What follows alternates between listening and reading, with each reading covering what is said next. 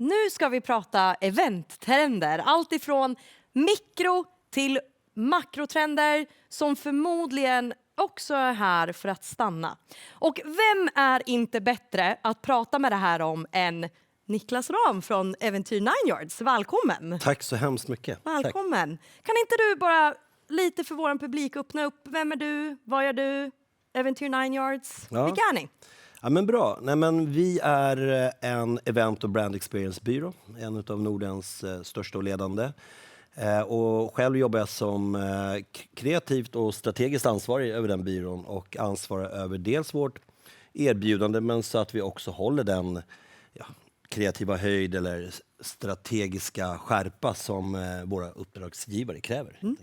Härligt. Ja, jag blir i alla fall otroligt inspirerad av er som varumärke och också dig i era kanaler. Så det här ska bli jätteroligt att prata lite mikro- och makrotrender helt enkelt. För att jag vet att det finns en hel del där ute som man måste anpassa sig till för att faktiskt då göra lyckade event. Men kan vi börja kanske prata lite mer om varför eventet just nu är så pass viktigt? Men jag tror event har väl alltid varit viktigt, har ju såklart absolut. vi tyckt som jobbar med event. Men det var ju jäkligt tydligt under pandemin där vi fick stå lite tillbaka, framförallt med de fysiska eventen. Vi transformerades om, hela branschen transformerades om till nästan till liksom en tv-bransch och gjorde en massa digitala sändningar, vilket vi såklart gjorde innan och gjort en hel del efter. Men det var väldigt tydligt att människor behöver ses. Och event är ju liksom den ultimata plattformen för det. Nej, men jag håller med och det känns ju som att det stärker den här sociala hållbarheten och många pratar ju just om den här skulden man har haft just under pandemin. Nej, men det pratar man ju om. Man pratar ju om en social skuld och många företag pratar om en kulturell skuld. Kulturell skuld och det handlar ju väldigt mycket om att folk har jobbat liksom i sina små enpersoners silos hemifrån. Och det har ju varit svårt att genomföra vissa typer av möten eller liksom nykundsmöten. Så liksom allt från så här business to business till, jag tänker hela mässbranschen som försvann över en natt. Så att just de här arenorna där man kan liksom enas kring olika saker och förtydliga och uppleva, de är tillbaka. Jag tror att de är viktigare än någonsin nu när vi också kliver in, vilket vi ska prata om lite senare, när väldigt mycket är liksom high-tech, digitalt och en framtid med AI. Ja, online är ju absolut inte samma sak som live. Och live har vi ju sett är så pass otroligt viktigt för att just då stärka partnerskap, relationer, nätverkande och så vidare. Så att, det är kul att vi är tillbaka. Ja, nej, men jag tror också så här att det är kul att vara tillbaka och jag tror den här typen av event kommer också växa. Ja. Jag tror kombinationen och att man får hitta sitt egna liksom digifysiska gränssnitt. Var kör vi digitalt, var kör vi fysiskt? Och det är lite så vi lägger årsplaner för våra företag nu. Ja. Förut var det väldigt mycket aktivitetsplan kring fysiska event. Nu är det verkligen så, okej, men vad är det vi kan hacka upp digitalt och effektivisera på det här sättet och vilka event är verkligen måste fysiskt. Så du nämner digifysiskt. Kan man då dra samma slutsats att det är som ett hybrid eller är det någonting annat? Men digifysiskt är att så som vi liksom definierar det. Ja, det är klart att ett hybridevent är ju digifysiskt i sak med tanke på att det både är digitalt och fysiskt. Men det vi menar är att alla företag har olika typer av gränssnitt med hur många rent procentuellt fysiska möten de måste arrangera för att nå sina mål och hur många som måste vara digitala och tvärtom. Jag tror också att det finns en begränsning när digitala event och digitala lager inte riktigt kan ge mer utväxling än vad det gör. Samma sak med fysiska. Det kommer inte ge mer effekt att göra ytterligare ett fysiskt event. Så jag tror att man får hitta de olika liksom digitala lagren i de fysiska och addera på fysiska lager i de digitala. Så alla företag har lite olika resor och står på lite olika... Ja. Men man får hitta sitt digifysiska gränssnitt helt enkelt. Sin egen liksom unika approach. Så att säga. Exakt så. Ja. Men absolut, jag håller verkligen med och det är någonting vi arbetar med dagligen och vi ser våra kunder också göra det och försöka hitta sitt format för att öka både kommersiell avkastning och också då relationsskapande och förbättra kulturen internt. Då. Det var ju så otroligt intressant er undersökning som ni förde samman och se den statistiken. Som jag tänker att många av de som tittar idag redan har tagit del av. Men förmodligen, hoppas jag i alla fall. Det är några tusentals där ute. Annars får du skicka ut de här i chatten. Det ska jag göra, det lovar jag. Men om vi pratar, du nämnde liksom digifysiskt och hur kunderna efterfrågar det. Om vi pratar då i år, det här eventåret, kanske då jämfört med förra året. Hur ser året ut? Är det mindre event? Är det fler event? Status? Liksom. Både och skulle jag vilja säga. Vi är ju såklart som vilken mediekanal som helst drabbas men påverkas ju av yttre omständigheter som vi vet ju att det har ju varit. Vi är i en lågkonjunktur, det har varit hög inflation, det är krig i vår omvärld. Det är klart att det påverkar framförallt budgetar. Men jag tycker att det har inte blivit färre. Nej. Vissa har väl kanske gjort i mindre skala.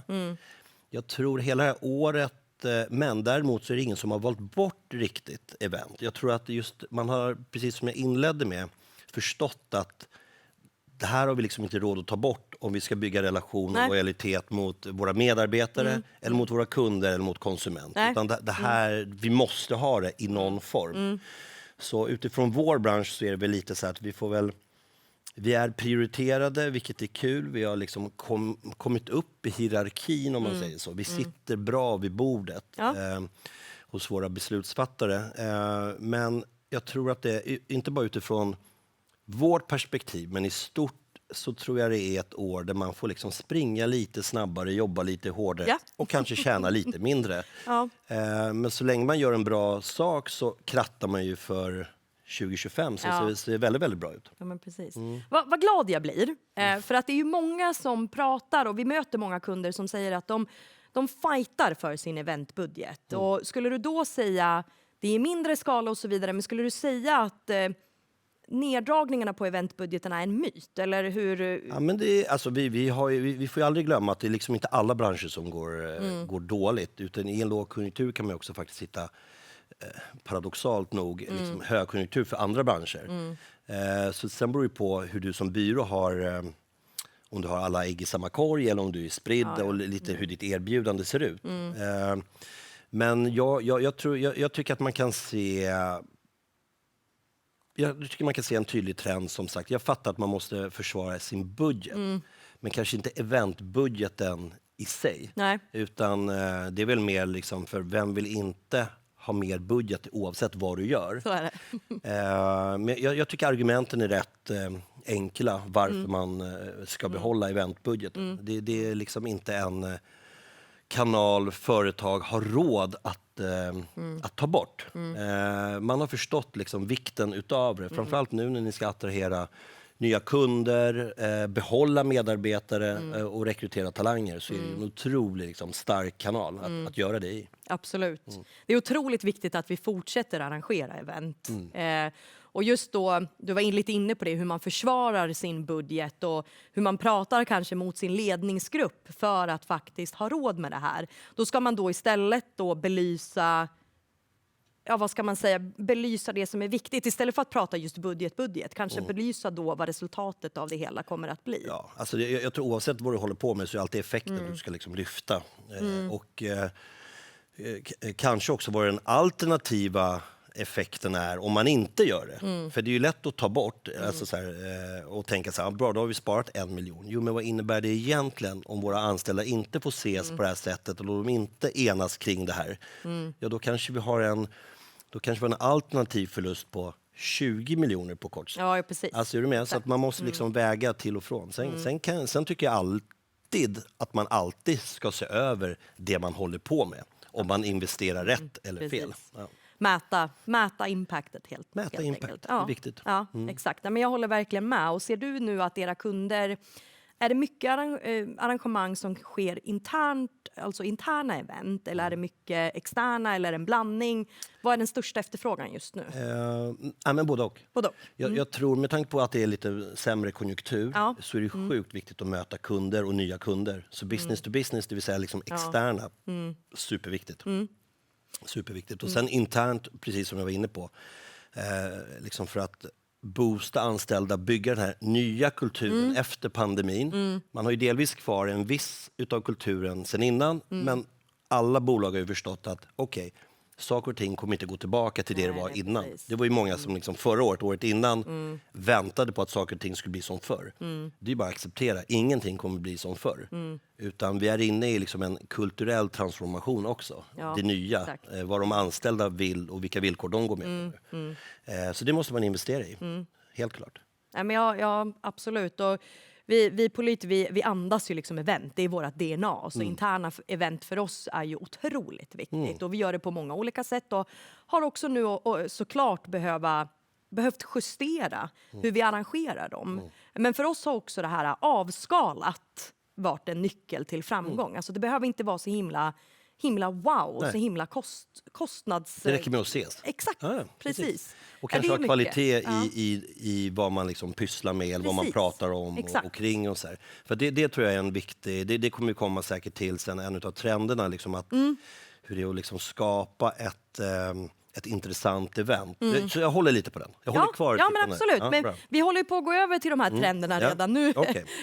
Så jag känner att vi kan börja liksom toucha på det ämnet lite. Och, jag pratar avskalat, vi pratar interna event. Om vi börjar just där då. Vad ser ni för trender just när det kommer till både, men framförallt då interna då, det här avskalade, men också externa? Bra.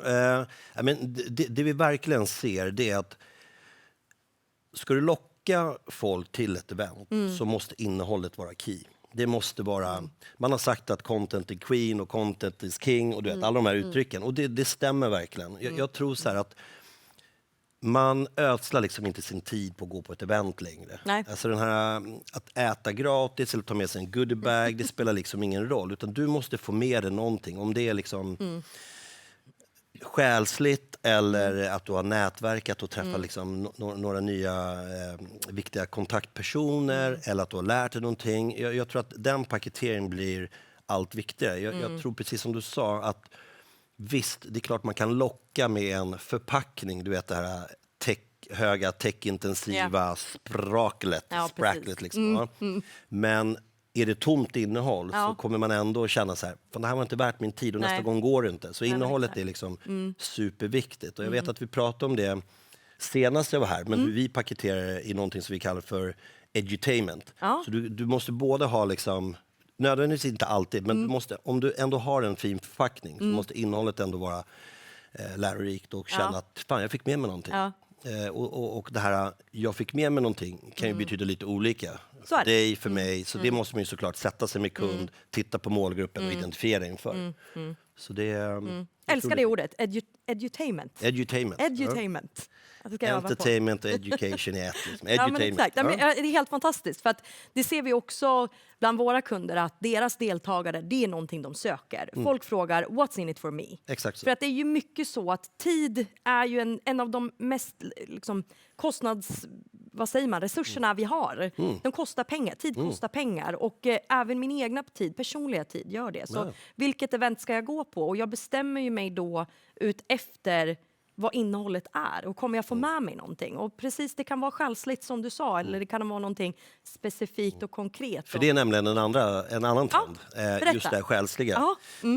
Så kan vi se liksom att jag tror att vi står inför något så här new age-skifte. Jag vet inte om du känner de vibbarna bland dina väninnor och vad ni pratar om. Men det är någon rörelse igång och det tycker jag man tydligt kan se vad vissa kunder efterfrågar. Förut har man liksom, blickat framåt på visioner, missioner.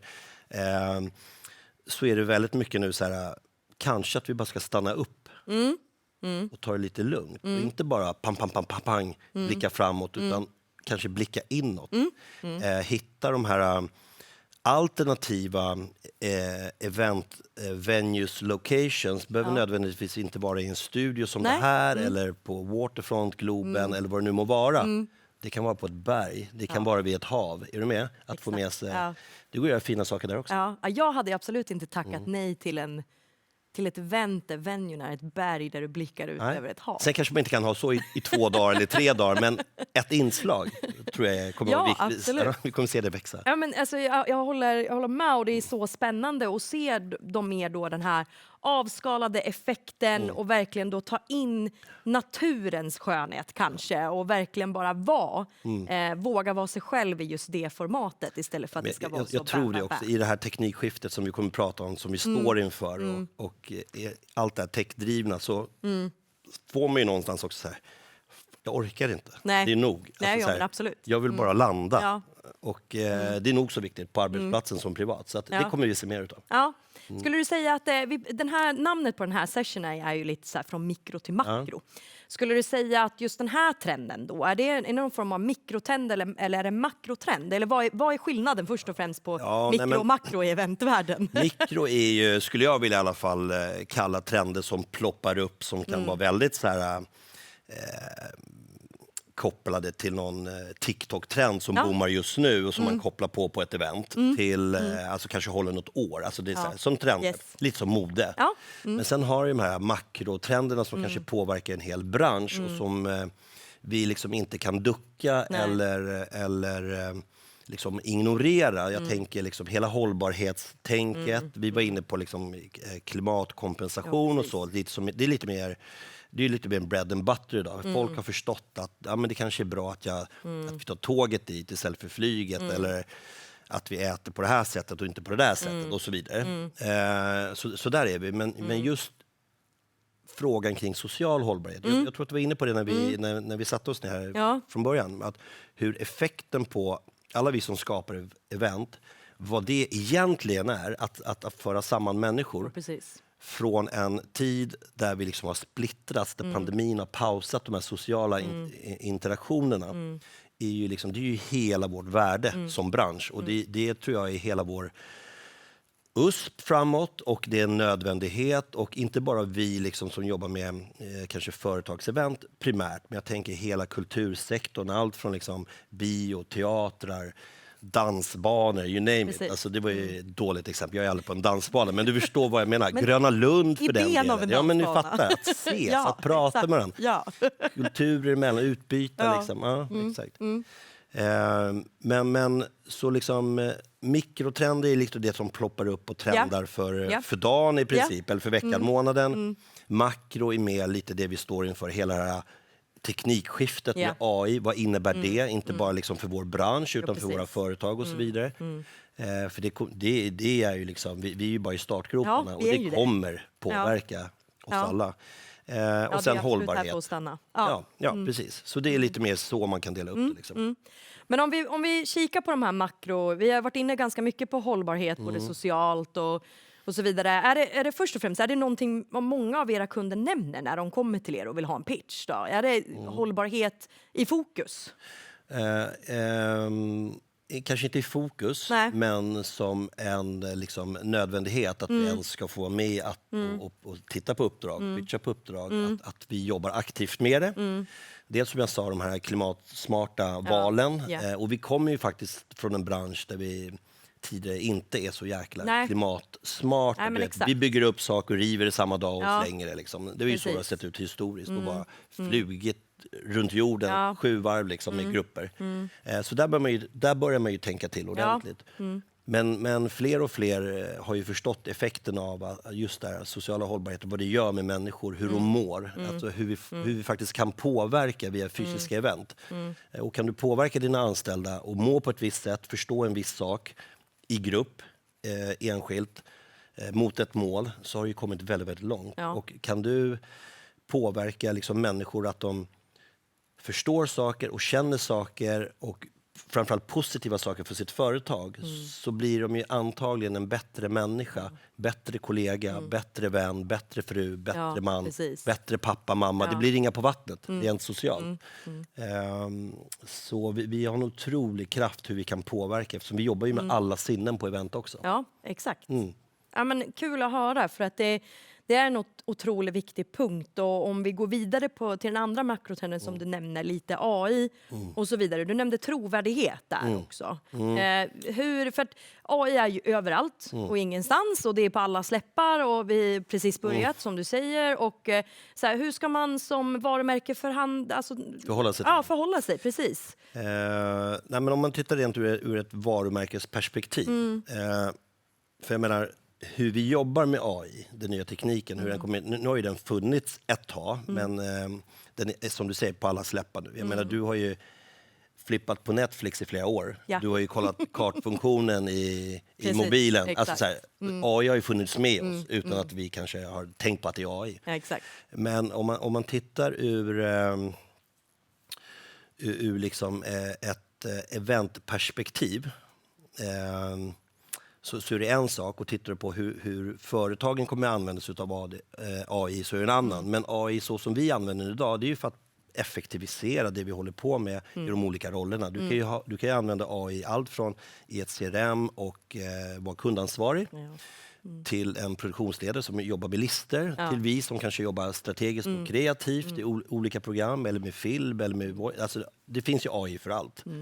Så jag tror att det skulle kunna leda till, vilket jag hoppas, det är att vi blir mer effektiva. Vi ser AI som en kreativ och strategisk liksom, assistent och partner, som en i gänget kan man ju säga.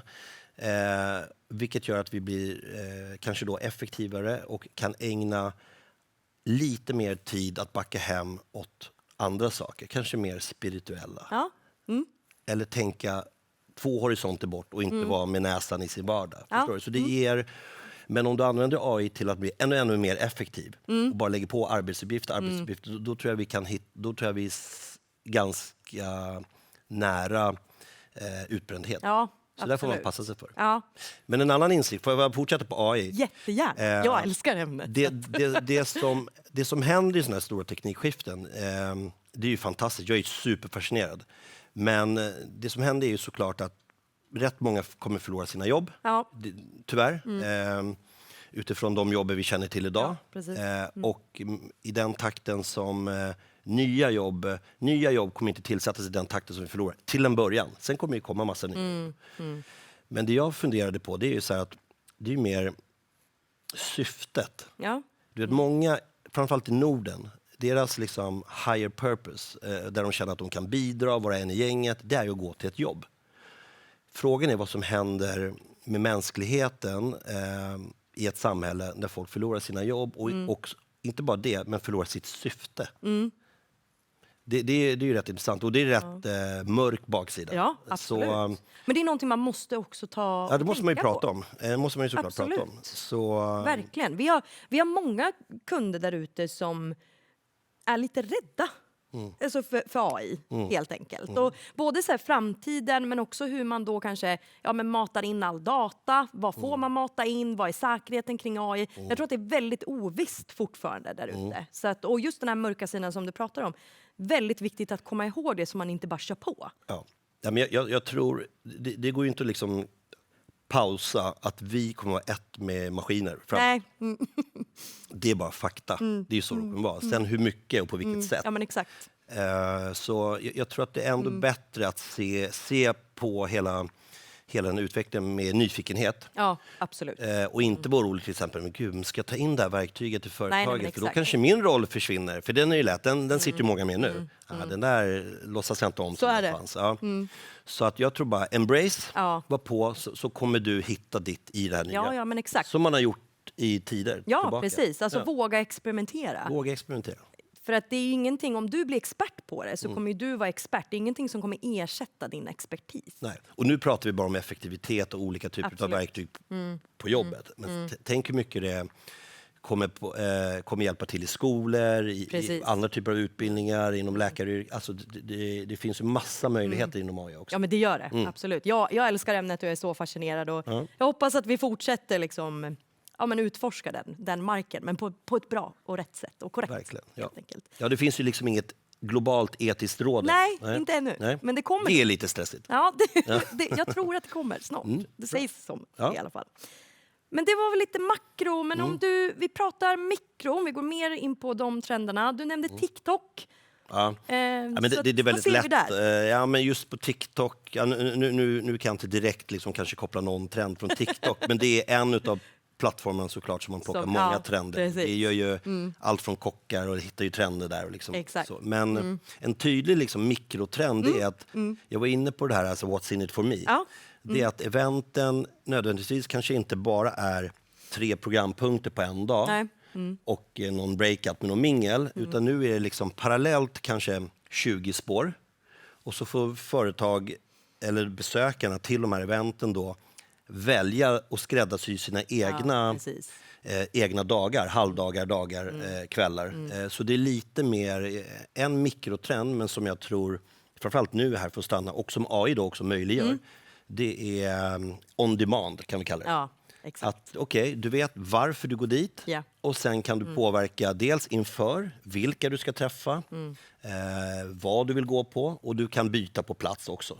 Så att det är Nej, men absolut. on Och det demand, lite så här skräddarsy i realtid. Typ. Ja, du väljer själv och det är ingen som säger åt dig vad du ska göra. Och det är väl precis det vi håller på med idag, tror jag. Vi förväntar oss absolut inte att någon ska sitta framför sin skärm från 9 till 1 idag och kika, utan allt det här kommer ju finnas on demand som spelas in idag. Så att vem har tid att sitta från 9 till 1? Ja, det har inte jag i alla fall. Eller jag är ju här, men det är inte många som har det. Så förväntningarna till att man då får deltagarna att välja själva istället för att man ska välja åt dem. Så jag håller absolut med där. Det är superbra, man kan hoppa in och ut på det här. Exakt. Och sen gå tillbaka. Och sen gå tillbaka och kika om det var någonting man missade eller någonting man har glömt bort. Jag skulle vilja en sista fråga, för tiden rinner iväg. Det här var ju jättetrevligt. Och jag har fått jättemycket kött på benen, måste jag säga. Men ni är ju en byrå som blir nominerade och vinner priser år efter år, både i Sverige och internationellt. Vad är liksom hemligheten bakom det hela?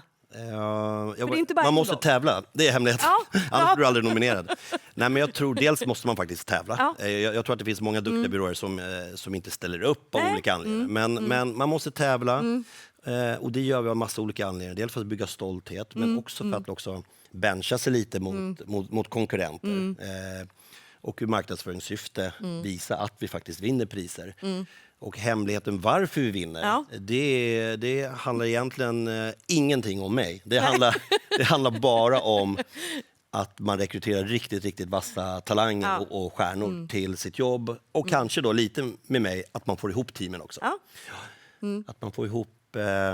Alltså kreatörer, strateger är ju liksom ett släkte för sig. Jag har jobbat som ledare för det i snart 20 år. Och man får lite silkeshandskar. Man får gå med piska och morot och sen gå och täcka deras rygg utåt i organisationen och säga, jo men du vet väl, men det funkar väl, kom igen, du jobbar lite så här, möt honom. Absolut. Ja, men så personalstyrkan bakom det hela då? Såklart, det är alltid det. Vi är ju aldrig liksom bättre än de människorna som jobbar hos oss. Men kul att höra, absolut. Personal är ju nyckeln till framgång, och är de lyckliga så blir företaget ett succé. Och förhoppningsvis kan inte AI ta över dem. Nej, det hoppas jag verkligen inte. Vi behövs allihopa. Vi behövs. Härligt, och jag önskar er, ni är nominerade i ganska mycket det kommande året här, så jag önskar er lycka till och hoppas att ni vinner. Tack, något pris tar vi säkert här. Det hoppas jag. Vi får följa er resa på LinkedIn helt enkelt. Ja, tack. Kul att få vara här. Jättetack för att du kom, och jag hoppas att vi kan sitta ner kanske Future Event 2025 och prata 25 trender. Kanske nya trender. Kanske förhoppningsvis, nya trender. antagligen. Ja, tack! Bra, tack.